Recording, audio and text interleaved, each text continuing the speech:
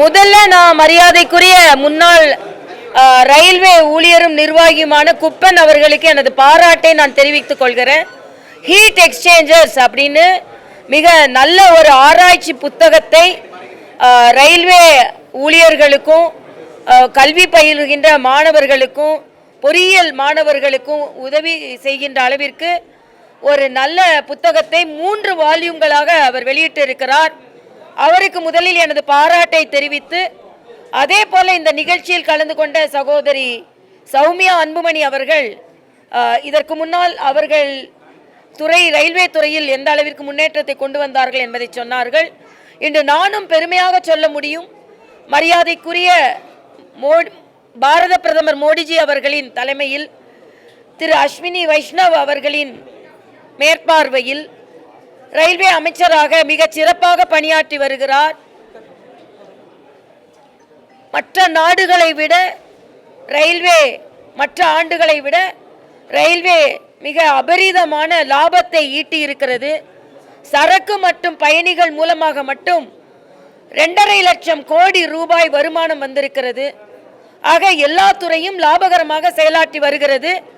வருகின்ற பட்ஜெட்டிலும் கூட ரயில்வே துறைக்கு இன்னும் அதிகமாக முதலீடுகளை நாம் எதிர்பார்க்கலாம்.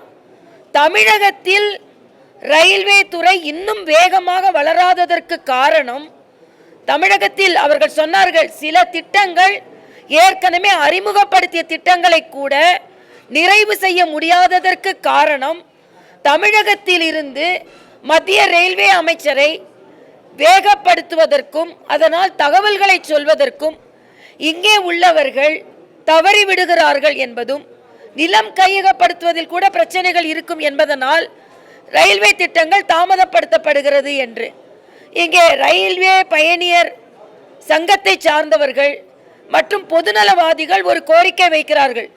தமிழகத்திற்கு என்று கேரளாவில் ரயில்வே அமைச்சர் இருக்கிறார்கள், தமிழகத்தில் இன்று ரயில்வே அமைச்சர் வேண்டும்னு நான் விளையாட்டா சொன்னேன்.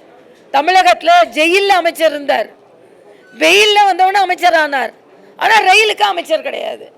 அதனால் உபயோகமாக எந்த திட்டத்தையும் தமிழக அரசு கொண்டு வராது.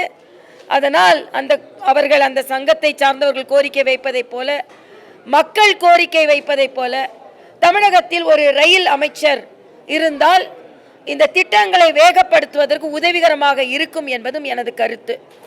என்னை பொறுத்தமட்டில் இன்றைய காலகட்டத்தில் தமிழகத்தில் இன்னும் திட்டங்கள், இங்கே ஒரு பொங்கல் பரிசு கொடுத்தா பல லட்சம் பேர் எங்களுக்கு அந்த பரிசு வேண்டாம் என்று சொல்லுகின்ற நிலை தமிழகத்தில் இருக்கிறது. இது மிகவும் கவலை அளிக்கக்கூடியது. ஏனென்றால் பொங்கல் பரிசாக 1000 ரூபாய் கொடுக்கும்போது, எதிர்கட்சியாக இருக்கும்போது முதலமைச்சர் நான் 5000 கொடுப்பேன் 6000 கொடுப்பேன்லாம் சொல்லிட்டு இருந்தார். ஆனால் தாங்கள் ஆட்சிக்கு வந்த பின்பு மக்களின் நலன் உதாசீனப்படுத்தப்படுகிறது என்பதை நான் வலிமையாக கண்டனத்தை இங்கே பதிவு செய்கிறேன். விளம்பர அரசு மட்டுமே நடந்து கொண்டிருக்கிறது என்பதையும் நான் பதிவு செய்கிறேன். பல ஆண்டுகளாகவே செயல்படுத்தப்படாத பல ரயில்வே திட்டங்கள், குறிப்பா சென்னையிலிருந்து பாண்டிச்சேரி வழியா ஈசிஆர் போற அந்த திட்டத்துக்கு எந்த விதமான ஒப்புதலும் அளிக்காம இருக்கு. இப்ப கூட அருப்புக்கோட்டை வழியா தூத்துக்குடிக்கு போற திட்டங்களுக்கும் மத்திய அரசு நிதி ஒதுக்குறது இல்லை அப்படிங்கிறது தான் மாநில அரசோட குற்றச்சாட்டா இருக்கு. இல்லை, மாநில அரசு அப்படிதான் குற்றம் சாட்டி கொண்டு இருப்பார்கள். மத்திய அரசு பார்த்தீங்கன்னா தூத்துக்குடி ரயில்வே திட்டத்தை பற்றி ஒரு கருத்து சொன்னார், அது தவறு என்ற உடனே அவங்க கிளாரிஃபை பண்ணிட்டாங்க. தொடர்ந்து மரியாதைக்குரிய அஸ்வினி, ஏன்னா நான் புதுச்சேரி எல்ஜியாக இருக்கும்போது வீடியோ கான்ஃபரன்ஸில் கேட்டு எந்தெந்த திட்டங்கள்லாம் கிடப்பில் இருக்குன்னு பார்த்து அதையெல்லாம் நிறைவேற்றி தந்தார். அதனால் தான் நான் சொல்கிறேன், உங்கள் கேள்விக்கு என்னோட முந்தைய கருத்திலே பதில் இருக்கிறது. வேகப்படுத்தாததற்கு காரணம் இங்கே அந்த சங்கத்தை, ரயில்வே சங்கத்தை சார்ந்தவர்கள் இன்னொன்று கேட்குறாங்க, அந்தந்த மாவட்டத்திற்கு ரயில்வே அதிகாரி இருக்கணும், அப்போ தான் விரைவுபடுத்த முடியும்னு. கொஞ்சம் வேற மாதிரி யோசித்து சிந்திச்சு செய்யுங்களேன்றதான் எனது கருத்து. தமிழக அரசு அப்படிப்பட்ட ஒரு, இன்னைக்கு மீன்வளத்திற்கு கூட ரொம்ப நாளாக மீன் பற்றி பேசிக்கொண்டே இருந்தாங்க. நாங்கள் வந்த பிறந்தான் மீன்வளத்திற்கு என்று தனி அமைச்சகத்தை கொண்டு வந்தோம். அதே மாதிரி சில விஷயங்களை கொண்டு வாங்க அப்படின்னு சொல்கிறது தான்.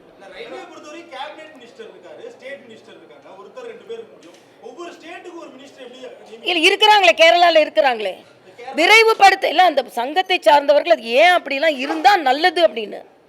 நீங்கள் தான் ஜெயிலுக்கு அமைச்சர் வைக்கிறீங்களா, அப்புறம் ஏன் ஒரு ரயிலுக்கு ஒரு அமைச்சர் வச்சா என்னன்னு நான் கேட்குறேன். இல்லை, அதுதான் சொல்கிறாங்க. நான் என்னோட கருத்து இல்லை, கேரளாவில் அப்படி இருக்காங்க. அதே மாதிரி தமிழகத்திலேயே நியமனம் செய்யுங்க என்று ரயில்வே பயணீட்டாளர்கள் சங்கம் ஒரு கோரிக்கை வச்சிருக்காங்க.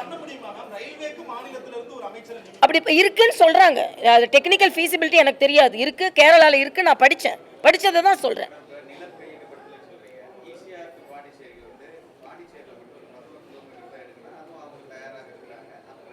இல்லை, அது ஈசிஆரில் வந்து அங்கே மட்டும் இல்லையே, தமிழகத்தையும் சேர்ந்துல இணைக்குது.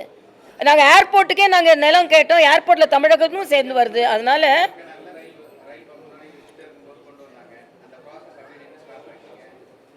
இல்லை அது ஈசிஆர் திட்டம் வெறும் நில கையகப்படுத்துறது மட்டும் இல்லை. அங்கே வந்து பசுமையில் வந்து வேற எதுவும் சுற்றுச்சூழல் பாதிக்கப்படுமா அப்படின்னு ஒரு கேள்வி இருக்கு.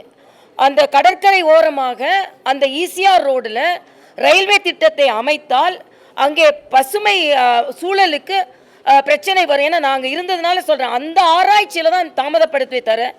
அதுக்கு கிளியரன்ஸ் கிடைச்சதுன்னா நிச்சயமாக அது கொண்டு வரும். அது இப்போ உள்ள நிர்வாகத்தை கேட்கணும். ஏன்னா அங்கேருந்து வந்து 1 இயர் ஆயிடுச்சு.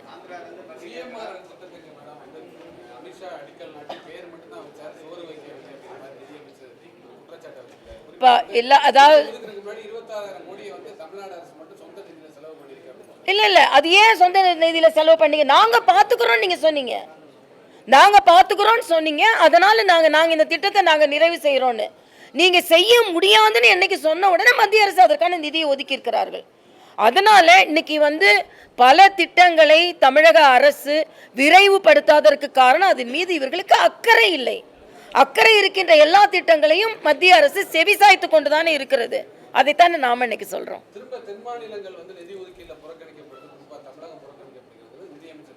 இப்ப நிதி அமைச்சர் குற்றம் சாட்டுகிறார். 7500 கோடி என்று எல்லா மாநிலங்களுக்கும் ஒதுக்கப்படாம தமிழகத்திற்கு ஒதுக்கப்பட்டிருக்கிறது.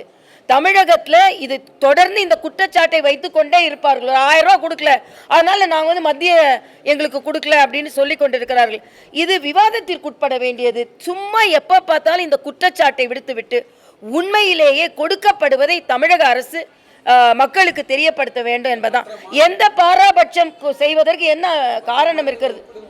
அப்படிலாம் இல்லை. எல்லா மாநிலத்திற்கும் என்ன அளவீடு, அதாவது விஞ்ஞானபூர்வமாக, அறிவுபூர்வமாக, கணக்கு பூர்வமாக எப்படி சயின்டிஃபிக்காக எப்படி நிதி ஒதுக்கீடு செய்யப்படுகிறதோ அப்படிதான் ஒதுக்கீடு செய்யப்படுகிறது. எங்கேயுமே தமிழ்நாட்டுக்கு நம்ம கொடுக்கக்கூடாது, அதனால் அது கட் செய்யுன்னு சொல்கிற நிலைமை மத்திய அரசிடம் இல்லவே இல்லை. இது இவர்கள் கொடுக்கின்ற ஒரு பொய் குற்றச்சாட்டு என்பதை நான் பதிவு செய்கிறேன்.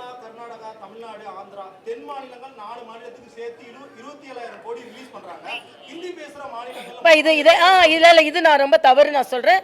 ஹிந்தி பேசுற மாநிலம், கோமியாத்துக்கு இந்த பக்கம் உள்ள மாநிலம், அந்த தயவு செய்து அப்படிலாம் பேசாதுங்க.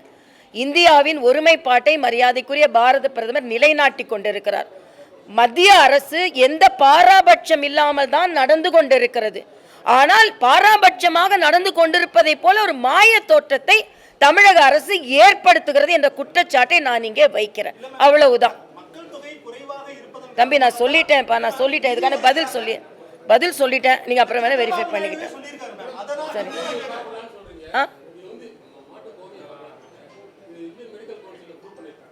அதாவதுப்பா, இது ஆயுர்வேதம், இது வந்து ஆயுஷ் இன்டகிரேட்டட் மெடிசன். இல்லை, ஒரு நிமிஷம். இன்டகிரேட்டட் மெடிசன் அது ஆராய்ச்சி பூர்வமாக கோமியத்திட்ட மைக்ரோ ஆர்கானிசத்தை ப்ரிவென்ட் பண்ணுற கேரக்டர் இருக்குன்னு கண்டுபிடிச்சிருக்காங்க. அதனால தான் வீட்டுக்கு முன்னால் தெளிப்பாங்க. அது வீட்டுக்கு முன்னால் தெளிப்பாங்க.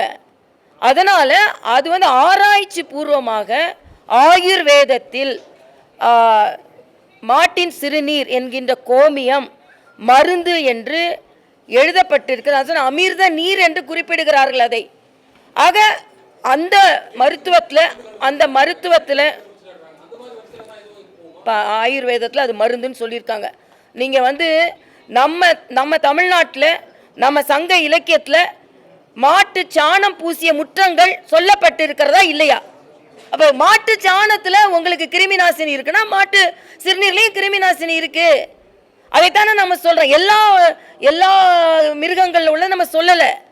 இந்த சிறுநீருக்கு இந்த குணம் இருக்கிறது என்பது ஆராய்ச்சி பூர்வம். இன்னும் சொல்லப்போனால் மியான்மர், ஆப்பிரிக்கா போன்ற நாடுகளில் இதை எடுத்துக்கொள்கிறார்கள். அதனால இது ஒட்டுமொத்தமாக புறந்தள்ள முடியாது. இது ஆயுர்வேதத்தில் மருந்தாக சொல்லப்பட்டிருக்கிறது, ஆராய்ச்சி பூர்வமாக நிரூபிக்கப்பட்டிருக்கிறது என்று நான் சொல்றேன். காய்ச்சலுக்கு நான் பயன்படுத்துறேன்னு ஐஐடி டைரக்டர். இல்லை, அதுக்கு வந்து 80 வகையான நோய்களுக்கு அது பயன்படுத்தலாம்னு ஆயுர்வேதம் சொல்கிறது. அதில் அவர் சொன்ன காய்ச்சல் வந்து அந்த 80 வகையான நோயில் ஒன்றா இருந்திருக்கலாம்ல. ஒரு அறிவுபூர்வமாக, ஒரு விஞ்ஞானபூர்வமாக ஒரு தொழில்நுட்ப கல்லூரியை தலைமை தாங்கி கொண்டிருப்பவர் சும்மா சொல்வாரா நான் கேட்குறேன். அது நீங்கள் வந்து என் உணவு என் உரிமைன்னு நீங்கள் சொல்கிறீங்க. ஒரு இடத்துல போய் மாட்டு இறைச்சியை கொண்டு அலுவலகத்தில் தூக்கி வீசுறீங்க.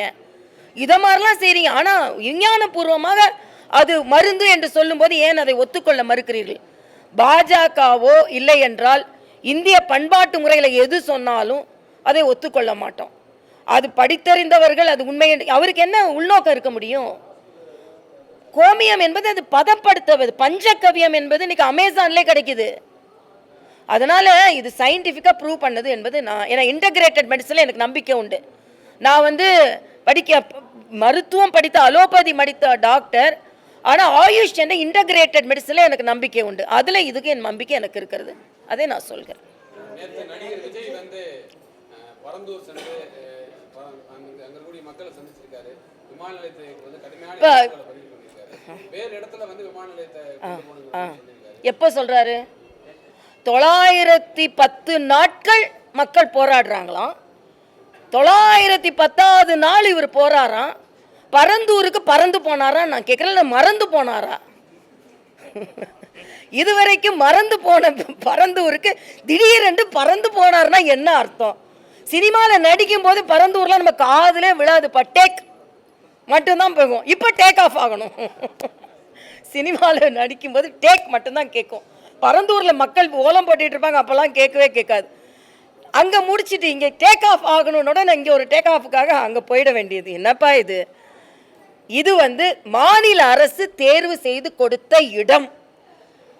மாநில அரசு தேர்வு செய்த இடத்தை மத்திய அரசு ஏன் ஏற்றுக்கொண்டது என்றால், மீனம்பாக்கத்திலிருந்து கனெக்டிவிட்டி இருக்கணும், பெங்களூர் ஹைவேலேருந்து கனெக்டிவிட்டி இருக்கணும், டிஜிட்டல் கனெக்டிவிட்டி இருக்கணும். என்னொன்று 5500 ஏக்கரில் 1000க்கும் குறைவான ஏக்கர் புஞ்சை நிலங்கள் இருக்கிறது. நான் விவசாயிகளுக்காக உண்மையிலேயே நான் அவர்களை எதிர்த்தோ இல்லைனா நாங்கள் வளர்ச்சிக்கு ஆதரவானவன் அப்படின்னு சொல்கிற மாதிரியே நாங்களும் விவசாயிகளுக்கு ஆதரவானவர்கள் தான். இதே விஜய் விவசாயிகளுக்கு கொடுக்கின்ற காம்பன்சேஷனை கொஞ்சம் கூட்டி கொடுங்க, இல்லைனா அவங்க மேலே வழக்குகளை ரத்து செய்யுங்க, அவங்க நியாயத்திற்கு போராடுகிறார்கள் என்று சொன்னால் நான் கேட்டிருப்பேன். நீங்கள் இவ்வளவு வருஷம் கழித்து இடத்த மாற்றுங்கன்னா ஏன் முதல் நாளே வந்து சொல்லலை?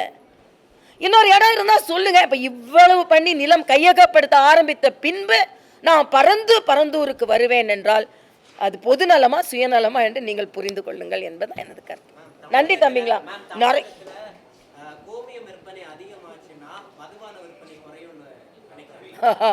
ஒருவேளை அப்படி நினைக்கிறாங்களோ என்னமோ. கோமியம் ஒன்றும் டாஸ்மாக் கூட கெட்டது இல்லைன்னு நான் நினைக்கிறேன். கோமியத்தை நான் குடிக்க ஆரம்பித்தேன். அதனால் டாஸ்மாகை பற்றி கவலைப்பட்டு கொண்டு இருக்கிறார்கள் என்று நினைக்கிறேன். நன்றி தம்பிங்களா, ரொம்ப நன்றி உங்களை எல்லாம் பார்த்தது.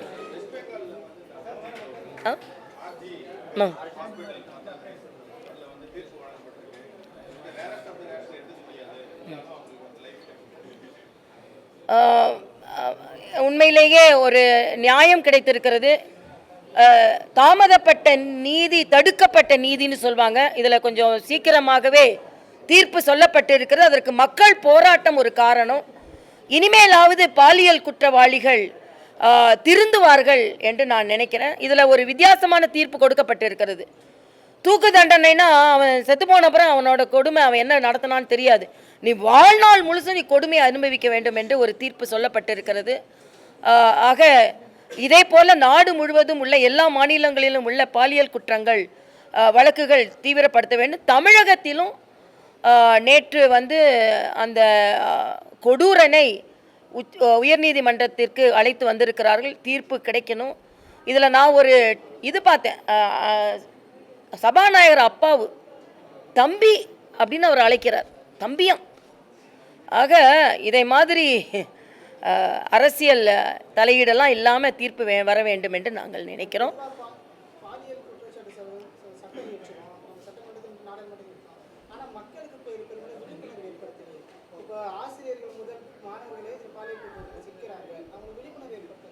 இல்லை, அது சமுதாயத்திற்கும் அதில் பங்கு இருக்கிறது. ஆனால் அதற்காக கொடூரக்காரர்கள் நடமாடிக்கொண்டே இருக்க முடியாது என்பது எனது கருத்து.